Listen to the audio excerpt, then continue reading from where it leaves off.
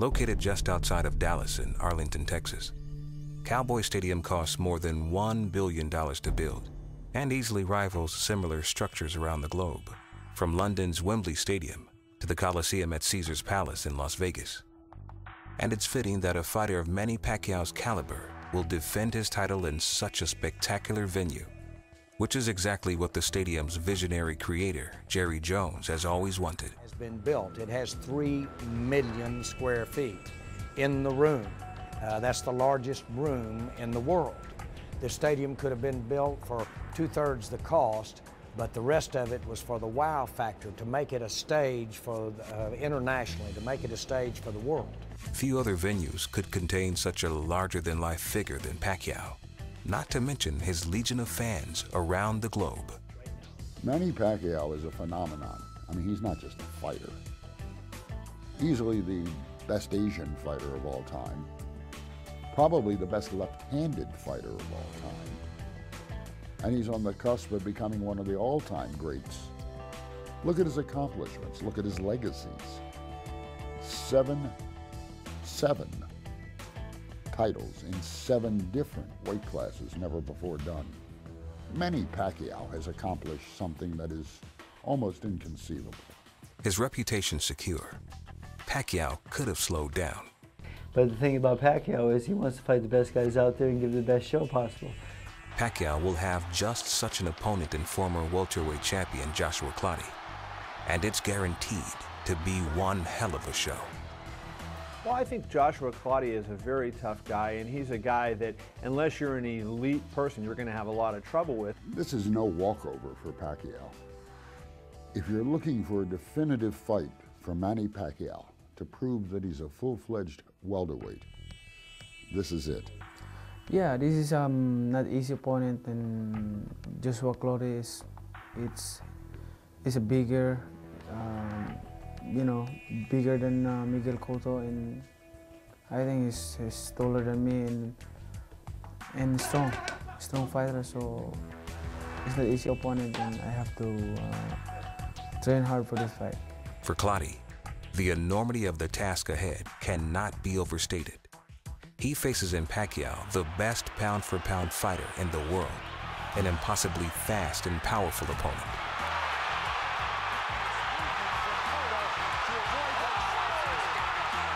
Despite the challenge, it's the opportunity of a lifetime for Clotty. This fight means a lot, very, very, very much, because you see, if I beat Pacquiao, I'll be the man. The native of the West African country of Ghana, Clotty isn't just fighting for himself, he's fighting for his country. Joshua Clottey is a real tough welterweight. He's a proud African. He comes to fight and will give Manny Pacquiao all he can handle. As big as this fight is for these two men, it's even bigger for the sport of boxing. To have a home and have a presentation of a fight with a statue of a Manny Pacquiao and a Joshua Clottey, that was certainly a dream, but to be a part of it now that it's a fact is a special thing.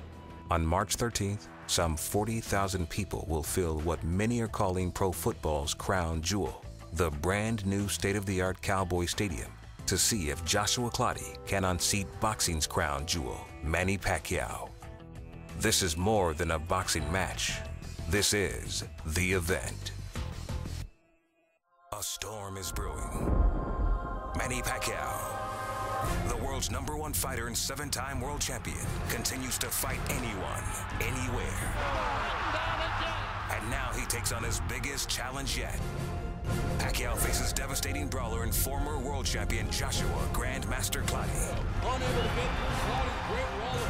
Pacquiao, Clottey, the event. Saturday, March 13th, live on pay. Although it seems unbelievable in light of his one-sided victory, Manny Pacquiao's history-making bout last November against 2-time world champion Miguel Cotto was a toss-up. When I made the Pacquiao-Cotto fight, I didn't know how it would turn out.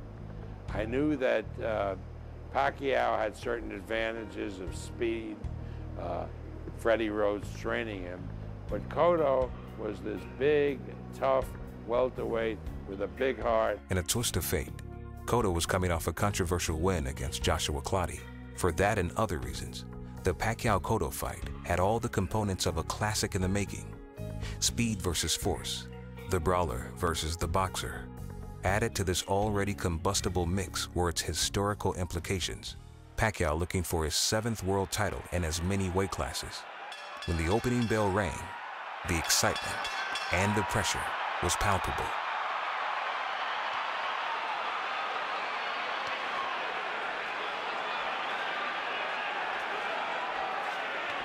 The early rounds seemed to confirm the evenness of the matchup, with Pacquiao finding himself against the ropes, vulnerable to Cotto's punching power. I kind of thought he might be in a little bit of trouble because that's where you don't want to be against a big, hard-charging, strong guy. You know, for Pacquiao with the fast feet and the fast hands, you want to stay in the middle of the ring and have all that real estate around you to move around as best as possible. It was a strategy that left a member of Pacquiao's camp in tears. He gets so tired of people saying that he's too small and not big enough to fight these guys, he took him to the ropes. And Boo Boy, my assistant trainer, was crying in the corner because Manny wasn't following instructions, and it was a dangerous place to be. So Boo Boy, he was very emotional for Boo Boy. So he was crying in the corner, and we were pleading for him to get back to the game plan and get that heck off the ropes. Eventually, Pacquiao got back to the game plan and scored a quick knockdown. Well, the first knockdown, it certainly buzzed Cotto, but he was not badly hurt, I didn't believe. But that was a mere prelude to what would happen in the 4th round.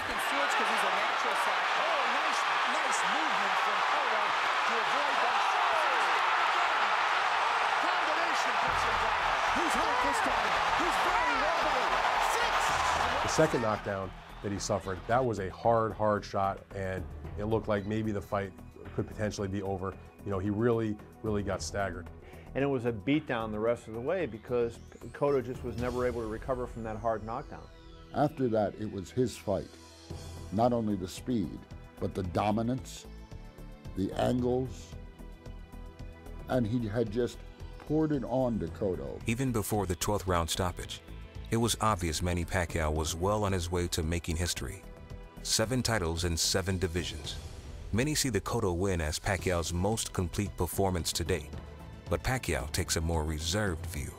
It's hard to say right now because you can face the different style of the opponent, you know. For me, my style is depending on who's my opponent, what the style of... Former British colony of Ghana has a grand boxing tradition. In addition to Joshua Clottey, Ghana has produced such luminaries as David Cotto, Ike Quartey, and Hall of Famer Azuma Nelson.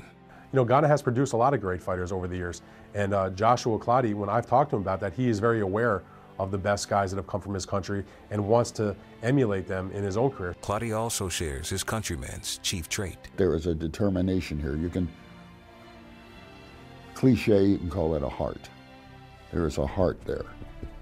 These kids come out of Ghana and they can go right on the world stage. They don't even need a holding hanger. They go right out onto the world stage as top-notch, world-ranked fighters.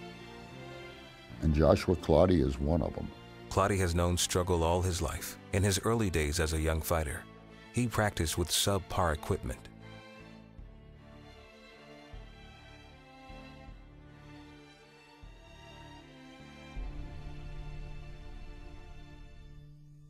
Though his home life was no better, it instilled in Clottey a laser-like focus on his goals.